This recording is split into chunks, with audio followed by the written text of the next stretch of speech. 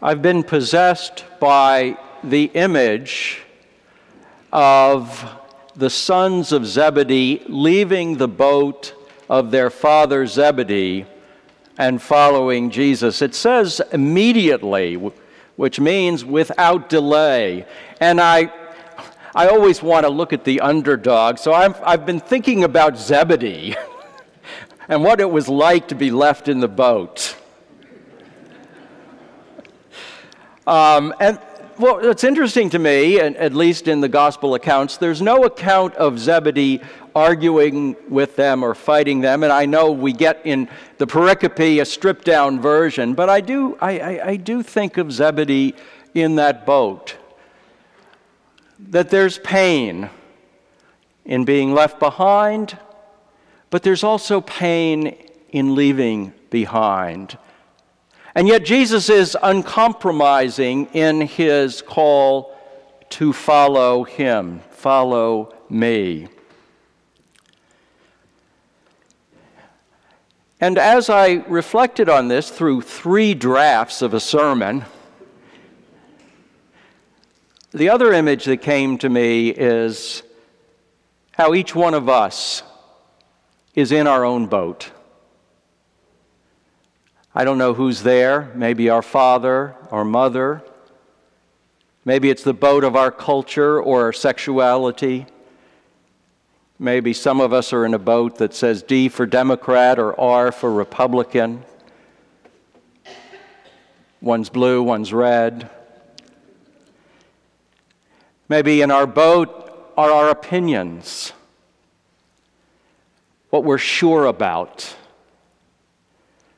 Maybe it has to do with our identities as a woman or a man, or our life experiences, or what part of the country we were raised in. But whatever it is, we are each in our own boat.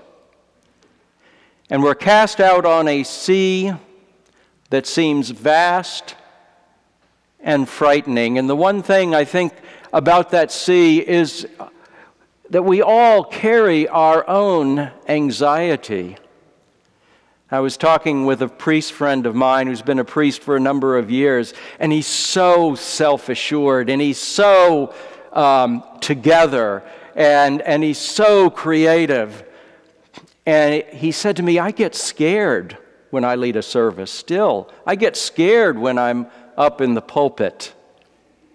And I can resonate with that because I think even after almost 40 years, I still wake up on Sunday morning and think, am I really going to do this?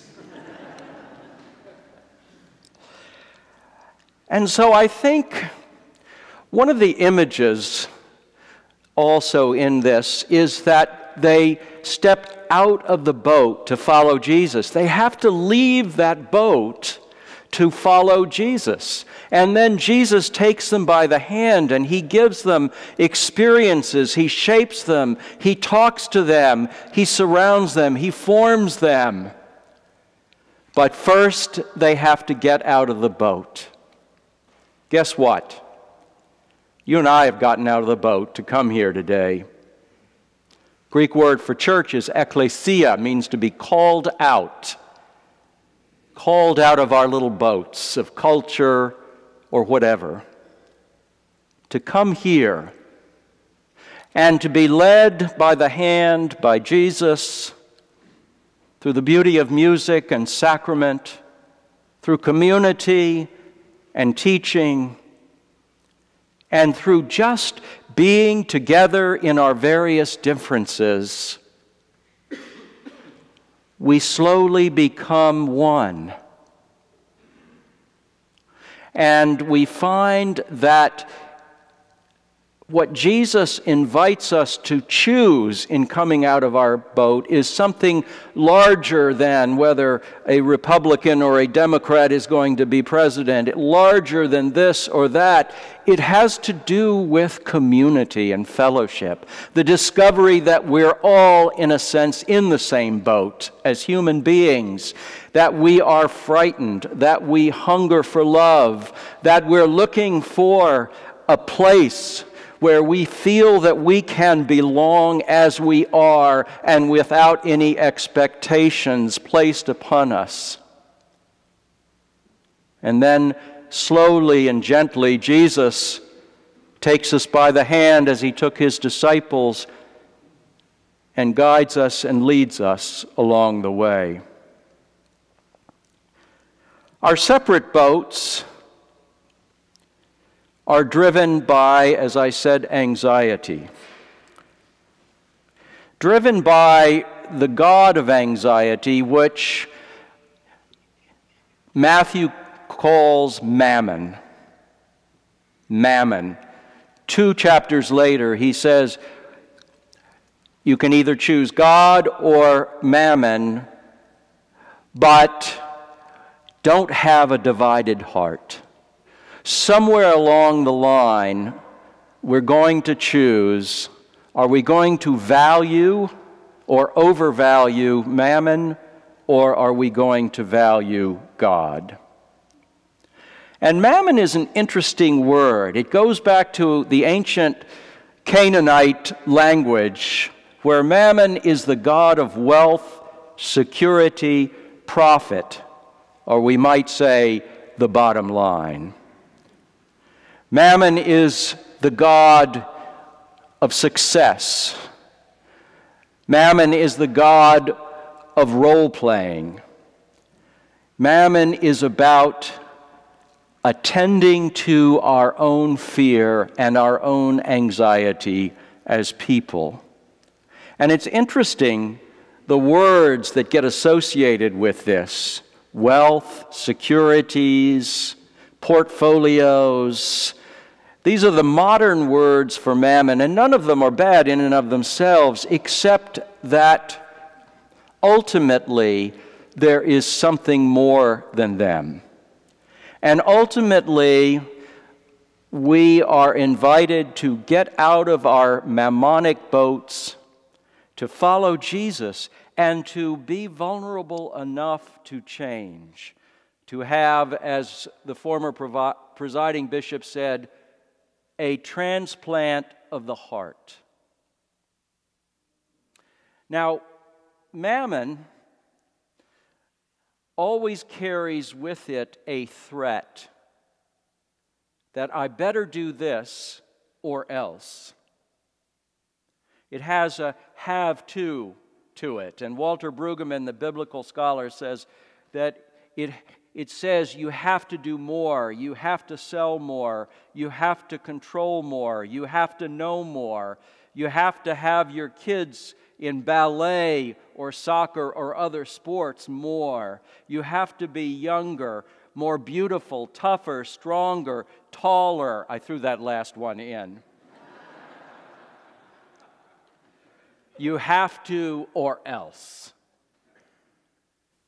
Mammon makes everything a commodity to be bought or sold. Mammon overvalues the boats we are in and undervalues the possibility of where we can go in love and community.